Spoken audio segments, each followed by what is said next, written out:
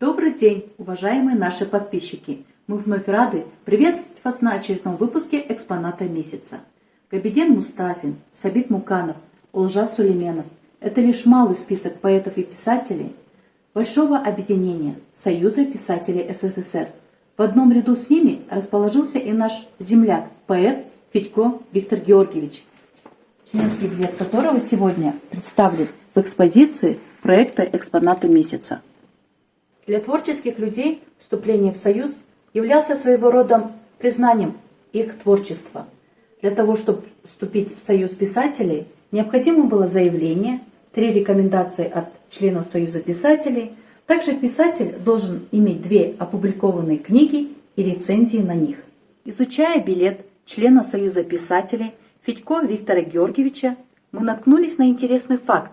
Псевдоним, присваиваемый писателем, имел официальное закрепление в членском билете. Псевдоним Виктора Федько – Виктор Семенов. Тем не менее, в фондах Темиртауского музея нет ни одной книги, подписанной этим псевдонимом. Даже рукопись Федько Виктора Георгиевича, сформированная книгу «Последняя пятилетка», подписана его настоящим именем. В экспозиции «Экспоната месяца» сегодня также представлена книга «Последняя пятилетка».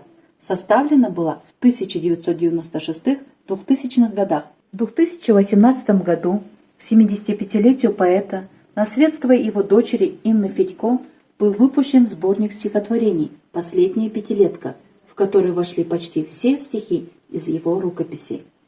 Экспонаты, связанные с деятельностью поэта, фонду Темиртауского музея передала дочь Инна Федько. Сегодня Инна Викторовна также присутствует на открытии экспозиции и подробно может вам рассказать о жизни и творчестве своего отца Федько Виктора Георгиевича. Здравствуйте. Здравствуйте. Мой папа рожден в военное время, в 1943 году. Его папа ушел сразу на фронт и не вернулся. Мама умерла буквально через 2 года после его рождения. Он остался на руках у старенькой бабушки. Все свое детство он провел в Сибири, в деревне Ясная Поляна. Он учился буквально, наверное, 5 классов, потому что школа была далеко за пределами этой деревни.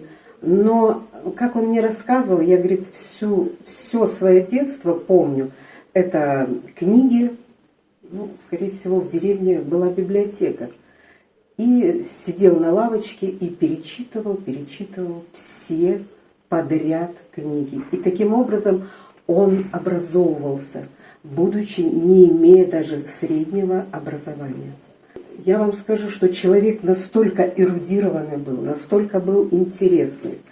И он не просто писал стихи, поэмы, он был очень творческий во всех ипостасиях.